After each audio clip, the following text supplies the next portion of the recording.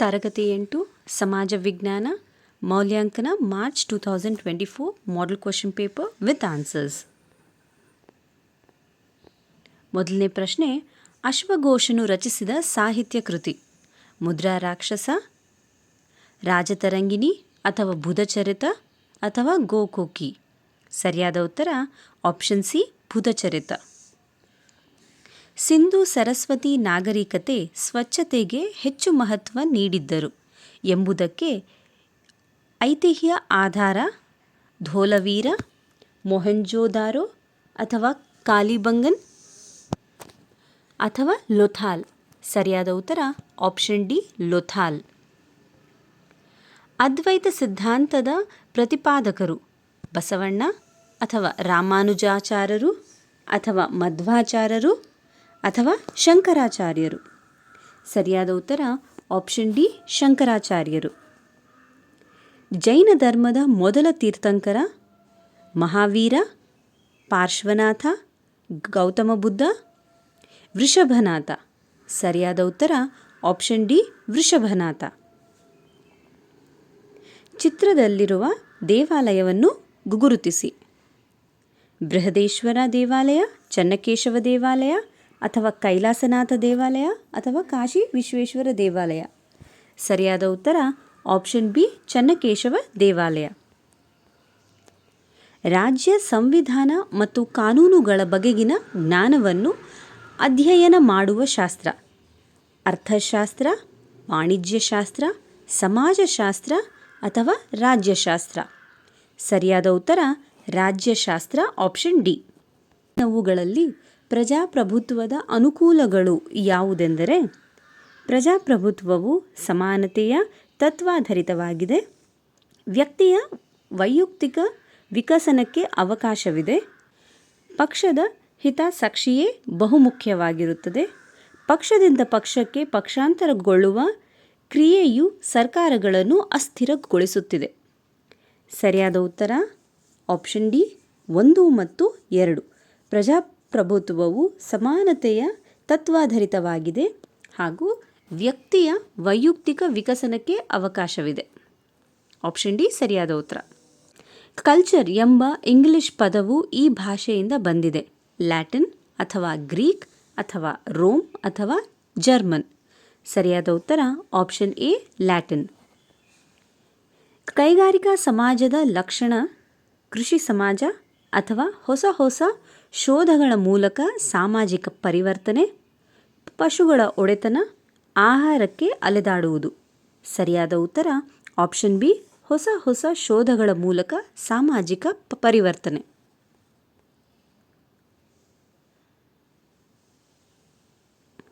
Artesian ಬಾವಿಗಳು ಹೆಚ್ಚಾಗಿ ಕಂಡುಬರುವ ಖಂಡ ಏಷ್ಯಾ, ಆಫ್ರಿಕಾ, ಆಸ್ಟ್ರೇಲಿಯಾ, ದಕ್ಷಿಣ ಅಮೆರಿಕ. ಸರಿಯಾದ ಉತ್ತರ ಆಪ್ಷನ್ ಸಿ, ಆಸ್ಟ್ರೇಲಿಯಾ.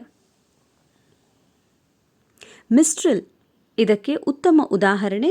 ಸ್ಥಳೀಯ ಮಾರುತಗಳು, ಋತುಮಾನ ಮಾರುತಗಳು, ಆವರ್ತ ಮಾರುತಗಳು, ನಿರಂತರ ಮಾರುತಗಳು. ಸರಿಯಾದ ಉತ್ತರ ಸ್ಥಳೀಯ ಮಾರುತಗಳು, ಆಪ್ಷನ್ ಎ. ಏಷ್ಯಾ, ಆಫ್ರಿಕಾ ಮತ್ತು ಆಸ್ಟ್ರೇಲಿಯಾಗಳಿಂದ ಸುತ್ತುವರಿಯಲ್ಪಟ್ಟ ಸಾಗರ ಪೆಸಿಫಿಕ್ ಸಾಗರ ಅಥವಾ ಹಿಂದೂ ಮಹಾಸಾಗರ ಅಥವಾ ಅಟ್ಲಾಂಟಿಕ್ ಸಾಗರ ಅಥವಾ ಆರ್ಕಿಟಿಕ್ ಸಾಗರ. ಸರಿಯಾದ ಉತ್ತರ ಹಿಂದೂ ಮಹಾಸಾಗರ, ಆಪ್ಷನ್ ಬಿ. ಒಬ್ಬ ಶಿಕ್ಷಕನು ತನ್ನ ವಿದ್ಯಾರ್ಥಿಗಳಿಗೆ ಶಾಲೆಯಲ್ಲಿ ಬೋಧಿಸುತ್ತಿರುವುದು. ಈ ಆರ್ಥಿಕ ಚಟುವಟಿಕೆಗೆ ಒಂದು ಉತ್ತಮ ಉದಾಹರಣೆ ವಿತರಣಾ ಚಟುವಟಿಕೆ, ವಿನಿಮಯ ಚಟುವಟಿಕೆ, ಅನುಭೋಗ ಚಟುವಟಿಕೆ, ಉತ್ಪಾದಕ ಚಟುವಟಿಕೆ. ಸರಿಯಾದ ಉತ್ತರ ಉತ್ಪಾದಕ ಚಟುವಟಿಕೆ, ಆಪ್ಷನ್ ಡಿ. ಒಂದು ರಾಷ್ಟ್ರದ ಒಟ್ಟು ಆದಾಯವನ್ನು ರಾಷ್ಟ್ರದ ಒಟ್ಟು ಜನಸಂಖ್ಯೆಯಿಂದ ಭಾಗಿಸಿದಾಗ ಬರುವುದೇ ಆಪ್ಷನ್ ಎ ತಲಾ ವರಮಾನ, ಆಪ್ಷನ್ ಬಿ ವಾರ್ಷಿಕ ವರಮಾನ, ಆಪ್ಷನ್ ಸಿ ರಾಷ್ಟ್ರೀಯ ವರಮಾನ, ಆಪ್ಷನ್ ಡಿ ರಾಷ್ಟ್ರೀಯ ನಿವ್ವಳ ಲಾಭ. ಸರಿಯಾದ ಉತ್ತರ ಆಪ್ಷನ್ ಎ ತಲಾ ವರಮಾನ. ಈ ಕೆಳಗಿನವುಗಳಲ್ಲಿ ಏಕ ವ್ಯಕ್ತಿ ಮಾಲೀಕತ್ವ ವ್ಯವಹಾರ ಸಂಸ್ಥೆಗಳ ಅನುಕೂಲಗಳು. ಮೊದಲನೇದು, ಸ್ವಂತ ಬಂಡವಾಳದಿಂದ ಪ್ರಾರಂಭಿಸಬಹುದು. ಎರಡನೇದು, ಆಡಳಿತ ಕೌಶಲ್ಯಗಳು ಸೀಮಿತವಾಗಿರುತ್ತವೆ.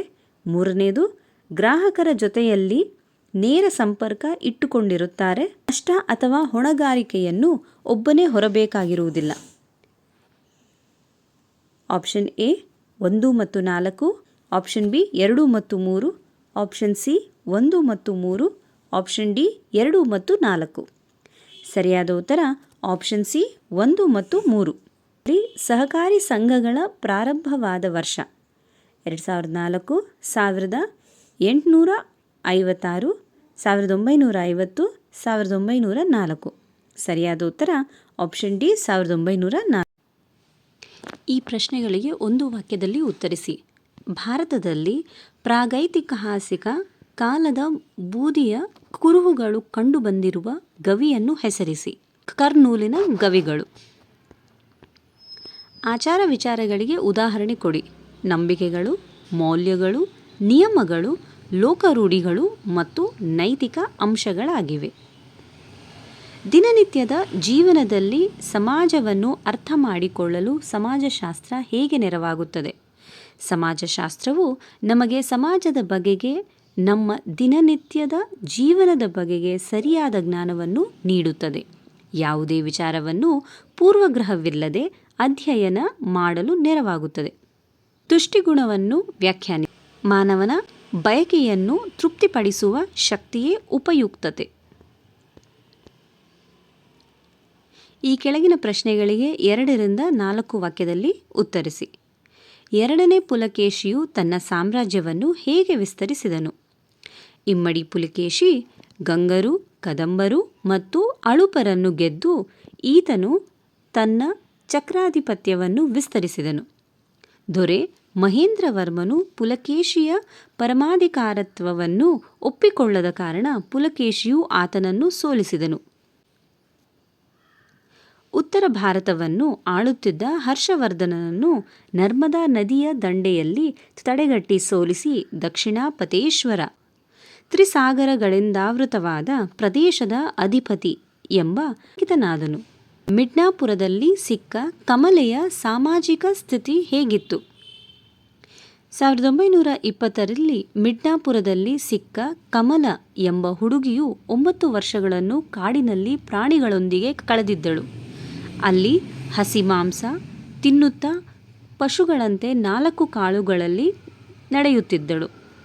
ಅನಂತರ ಮನುಷ್ಯ ಸಹವಾಸದಿಂದ ಬೇಯಿಸಿದ ಪದಾರ್ಥಗಳನ್ನು ತಿನ್ನುವುದು, ಮಾತನಾಡುವುದು, ಇತರೆ ಮಕ್ಕಳಂತೆ ವರ್ತಿಸುವುದನ್ನು ಕಲಿತಳು.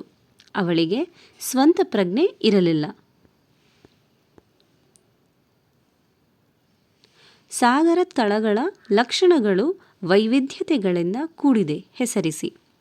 ಭೂಸ್ವರೂಪಗಳು ಗುಣಲಕ್ಷಣಗಳನ್ನು ಆಧರಿಸಿ ಸಾಗರ ತಳವನ್ನು 4 ಭಾಗಗಳಾಗಿ ವಿಂಗಡಿಸಬಹುದು. ಅವುಗಳೆಂದರೆ ಖಂಡಾವರಣ ಪ್ರದೇಶ, ಖಂಡಾವರಣ ಇಳಿಜಾರು, ಆಳ ಸಾಗರ ಮೈದಾನ ಮತ್ತು ಸಾಗರ ತಗ್ಗುಗಳು. ಮಣ್ಣಿನ ಮಾಲಿನ್ಯವನ್ನು ನಿಯಂತ್ರಿಸುವ ಕ್ರಮಗಳನ್ನು ಪಟ್ಟಿ ಮಾಡಿ. ರಸಗೊಬ್ಬರಗಳು, ಕೀಟನಾಶಕಗಳು, ಕಳೆನಾಶಕಗಳು ಮುಂತಾದವುಗಳನ್ನು ವಿವೇಕತೆಯಿಂದ ಬಳಸುವುದು ಮತ್ತು ನಿಯಂತ್ರಿಸುವುದು. ಹೈನುಗಾರಿಕೆ ಮತ್ತು ನಗರ ತ್ಯಾಜ್ಯ ವಸ್ತುಗಳನ್ನು ಸಂಸ್ಕರಿಸಿ ನಂತರ ವ್ಯವಸಾಯಕ್ಕೆ ಬಳಸುವುದು. ಸಮರ್ಪಕವಾಗಿ ಭೂಬಳಕೆ ಹಾಗೂ ಬೆಳೆಗಳ ಕ್ರಮವನ್ನು ಅನುಸರಿಸುವುದು. ಮಣ್ಣಿನ ಸವತೆ ನಿಯಂತ್ರಿಸುವುದು. ಗಿಡಮರಗಳನ್ನು ಬೆಳೆಸುವುದು. ಮಣ್ಣಿನ ಸರಿಯಾದ ಬಳಕೆ ಮತ್ತು ಮಣ್ಣಿನ ನಿರ್ವಹಣೆಯ ಬಗ್ಗೆ ಅರಿವುಂಟು ಮಾಡುವ ಕಾರ್ಯಕ್ರಮಗಳನ್ನು ಹಮ್ಮಿಕೊಳ್ಳುವುದು. ಭಾರತದ ಪೌರತ್ವವನ್ನು ಕಳೆದುಕೊಳ್ಳುವ ವಿಧಾನಗಳನ್ನು ವಿವರಿಸಿ. ಪರಿತ್ಯಾಗ.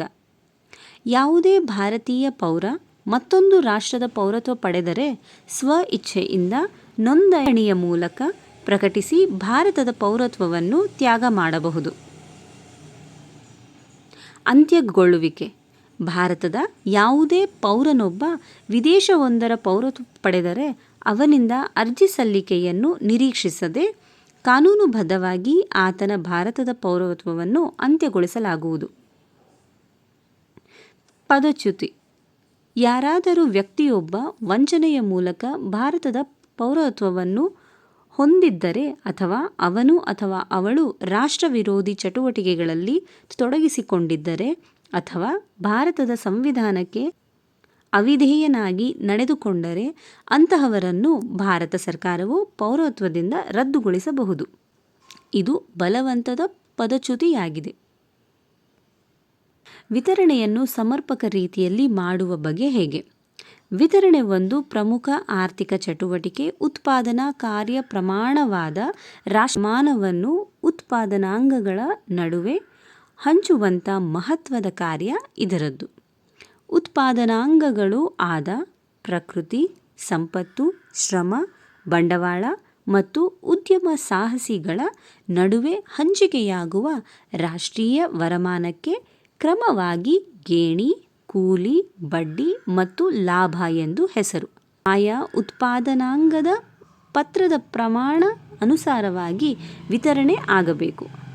ಬೇಡಿಕೆ ಮತ್ತು ಪೂರೈಕೆಗಳ ನಡುವೆ ಸಮತೋಲನ ಕಾಪಾಡಿಕೊಂಡು ಬರುವಂತಿರಬೇಕು.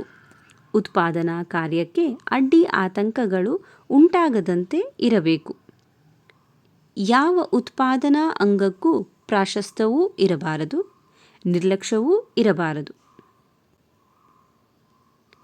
ಅಶೋಕ ಮಹಾರಾಜನು ಕಾಳಿಂಗ ಯುದ್ಧದ ನಂತರ ತನ್ನ ಸಾಮ್ರಾಜ್ಯದಲ್ಲಿ ಶಾಂತಿಯನ್ನು ಸ್ಥಾಪಿಸಿದನು. ಸಮರ್ಥಿಸಿ ಪಟ್ಟಾಭಿಷಕ್ತನಾಗಿ 8 ವರ್ಷಗಳ ನಂತರ ಅಶೋಕನು ಕಳಿಂಗವನ್ನು ವಶಪಡಿಸಿಕೊಂಡನು. ಈ ಯುದ್ಧದಲ್ಲಿ 1,50,000 ಸೈನಿಕರು ಸೆರೆಯಾದರು. 1,00,000 ಜನ ಯುದ್ಧದಲ್ಲಿ ಮೃತರಾದರು. ಇಂತಹ ಯುದ್ಧಗಳಿಂದಾಗುವ ಸಾವು ನೋವುಗಳಿಂದ ಅಶೋಕ ಚಕ್ರವರ್ತಿಯು ಜರ್ಜರಿತನಾದನು. ಗಿಂತಲೂ ಹೆಚ್ಚಿನದಾಗಿ ಸಹಜೀವಿಗಳನ್ನು ಗೌರವಿಸುತ್ತಾ ನಿಷ್ಠೆಯಿಂದ ಸನ್ಮಾರ್ಗದಲ್ಲಿ ನಡೆಯುವ ಮುಗ್ಧ ಜನತೆಯು ಯುದ್ಧದಿಂದ ಗಾಯಗೊಂಡಿದ್ದಾರೆ ಅಥವಾ ಸತ್ತಿದ್ದಾರೆ ಹಾಗೂ ತಮ್ಮನ್ನು ಪ್ರೀತಿಸುವವರಿಂದ ಅಗಲಿದ್ದಾರೆ ಎನ್ನುವ ವಿಚಾರ ಅಶೋಕನಿಗೆ ಅತಿಯಾದ ನೋವುಂಟು ಮಾಡಿತು. ಹೀಗಾಗಿಯೇ ಕಳಿಂಗವನ್ನು ವಶಪಡಿಸಿಕೊಂಡ ನಂತರ ಅಶೋಕನು ವಿಚಲಿತಗೊಂಡನು. ಪಶ್ಚಾತ್ತಾಪದಿಂದ ಧಮ್ಮದ ಕಡೆಗೆ ಪ್ರೇರೇಪಿತನಾದನು ಹಾಗೂ ಶಾಂತಿಯನ್ನು ಪ್ರತಿಪಾದಿಸಿದನು. ಗೋಳದ ಚಿತ್ರ ಬರೆದು ಅದರ ಮೇಲೆ 7 ಪ್ರಧಾನ ಅಕ್ಷಾಂಶಗಳನ್ನು ಗುರುತಿಸಿ ಅವುಗಳನ್ನು ಹೆಸರಿಸಿ. 0 ಡಿಗ್ರಿ ಅಕ್ಷಾಂಶ, ಸಮಭಾಜಕ ವೃತ್ತ ಹಾತ. 23.5 ಡಿಗ್ರಿ ಉತ್ತರ ಅಕ್ಷಾಂಶ, ಕರ್ಕಾಟಕ ಸಂಕ್ರಾಂತಿ ವೃತ್ತ. 23.5 ದಕ್ಷಿಣ ಅಕ್ಷಾಂಶ, ಮಕರ ಸಂಕ್ರಾಂತಿ ವೃತ್ತ. 66.5 ಡಿಗ್ರಿ ಉತ್ತರ ಅಕ್ಷಾಂಶ, ಉತ್ತರ ಧ್ರುವ ವೃತ್ತಿ, ಆರ್ಕ್ಟಿಕ್ ವೃತ್ತ. 66.5 ಡಿಗ್ರಿ ದಕ್ಷಿಣ ಅಕ್ಷಾಂಶ, ದಕ್ಷಿಣ ಧ್ರುವ ವೃತ್ತ, ಅಂಟಾರ್ಟಿಕ್ ವೃತ್ತ. 90 ಡಿಗ್ರಿ ಉತ್ತರ ಅಕ್ಷಾಂಶ, ಉತ್ತರ ಧ್ರುವ. 90 ಡಿಗ್ರಿ ದಕ್ಷಿಣ ಅಕ್ಷಾಂಶ, ದಕ್ಷಿಣ ಧ್ರುವ. ವಿದೇಶಿ ವ್ಯಾಪಾರದ ಪ್ರಮುಖ ವಿಧಿಗಳನ್ನು ವಿವರಿಸಿ. ಆಮದು. ಒಂದು ದೇಶವು ತನ್ನ ಬಳಕೆಗಾಗಿ ಬೇರೆ ದೇಶಗಳಿಂದ ಸರಕುಗಳನ್ನು ಕೊಂಡರೆ ಅದನ್ನು ಆಮದು ಎನ್ನುತ್ತೇವೆ. ರಫ್ತು. ಒಂದು ದೇಶವು ಬೇರೆ ದೇಶಗಳಿಗೆ ಆ ದೇಶಗಳ ಬಳಕೆಗಾಗಿ ವಸ್ತುಗಳನ್ನು ಮಾರಿದರೆ ಅದನ್ನು ರಫ್ತು ಎನ್ನುತ್ತೇವೆ. ಪುನರ್ರಫ್ತು. ಕೆಲವು ದೇಶಗಳು ಬೇರೆ ದೇಶಗಳಿಂದ ವಸ್ತುಗಳನ್ನು ಕೊಂಡು ಅವನ್ನು ಮತ್ತೊಂದು ದೇಶಕ್ಕೆ ಮಾರುತ್ತಾರೆ. ಅದನ್ನು ಪುನರ್ರಫ್ತು ಎನ್ನುತ್ತೇವೆ. ಉದಾಹರಣೆ ಸಿಂಗಪುರ್, ಮಧ್ಯ ಏಷ್ಯಾದ ಕೆಲವು ದೇಶಗಳು. ಇತ್ತೀಚೆಗೆ ಪ್ರಪಂಚದ ಅನೇಕ ದೇಶಗಳು ಈ ರೀತಿ ವ್ಯಾಪಾರ ಮಾಡುತ್ತಿವೆ. ಈ ಕೆಳಗಿನ ಪ್ರಶ್ನೆಗಳಿಗೆ 8ರಿಂದ 10 ವಾಕ್ಯಗಳಲ್ಲಿ ಉತ್ತರಿಸಿ. ಗ್ರಾಮಗಳ ಅಭಿವೃದ್ಧಿಯಲ್ಲಿ ಸ್ಥಳೀಯ ಸ್ವಯಂ ಸರ್ಕಾರಗಳ ಕಾರ್ಯಗಳು ಪ್ರಮುಖವಾಗಿವೆ. ಸ್ಪಷ್ಟೀಕರಿಸಿ. ಪಂಚಾಯಿತಿಯ ಆಸ್ತಿಯನ್ನು ರಕ್ಷಿಸಿ ಕಾಪಾಡಿಕೊಳ್ಳುವುದು. ಸ್ಥಳೀಯ ಮಂಡಳಿಯ ವಾರ್ಷಿಕ ಆಯವ್ಯಯದ ಮುಂಗಡ ಪತ್ರ ತಯಾರಿಸುವುದು. ಆರೋಗ್ಯ ಮತ್ತು ಕುಟುಂಬ ಕಲ್ಯಾಣ ಯೋಜನೆಗಳನ್ನು ಕೈಗೊಳ್ಳುವುದು. ರಸ್ತೆ ನಿರ್ಮಾಣ, ವಿದ್ಯುದೀಕರಣ, ಗೃಹ ನಿರ್ಮಾಣ ಮತ್ತು ನೀರಿನ ಸರಬರಾಜು ಮುಂತಾದ ಅಭಿವೃದ್ಧಿ ಕೆಲಸಗಳಿಗೆ ಕಾರ್ಯಯೋಜನೆ ರೂಪಿಸಿ ಅನುಷ್ಠಾನಗೊಳಿಸುವುದು. ಪ್ರಾಥಮಿಕ, ಪ್ರೌಢ, ವಯಸ್ಕರ ಮತ್ತು ಅನೌಪಚಾರಿಕ ಶಿಕ್ಷಣ ಕಾರ್ಯಕ್ರಮಗಳನ್ನು ಪ್ರೋತ್ಸಾಹಿಸುವುದು. ತಮ್ಮ ಪ್ರದೇಶಗಳಲ್ಲಿ ಸ್ವಚ್ಛತೆ ಮತ್ತು ನಿರ್ಮಲೀಕರಣವನ್ನು ಕಾಪಾಡುವುದು. ಎಲ್ಲ ಪ್ರಕಾರದ ಮಾಲಿನ್ಯಗಳನ್ನು ತಡೆಗಟ್ಟಿ ಉತ್ತಮ ಆರೋಗ್ಯಕರ ಸವಲತ್ತುಗಳನ್ನು ಒದಗಿಸುವುದು. ಭಾರತದ ನಕ್ಷೆ ಬಿಡಿಸಿ ಈ ಕೆಳಗಿನ ಸ್ಥಳಗಳನ್ನು ಗುರುತಿಸಿ. ಮಗಧ, ಮಥುರಾ, ತಲಕಾಡು, ತಾಂಜಾವೂರು. ಸೊ ಮೊದಲನೇದು ಮಗಧ, ನೀವು ನೋಡ್ಬೋದಲ್ಲಿದೆ. ಸೊ ನೀವಿಲ್ಲಿ ನೋಡ್ತೀರಾ. ನೆಕ್ಸ್ಟು ತಲಕಾಡು, ಇಲ್ಲಿ ಆಪ್ಷನ್. ತಾಂಜಾವೂರು ನೀವು ನೋಡ್ಬೋದು ಇಲ್ಲಿ ಕೆಳಗೆ.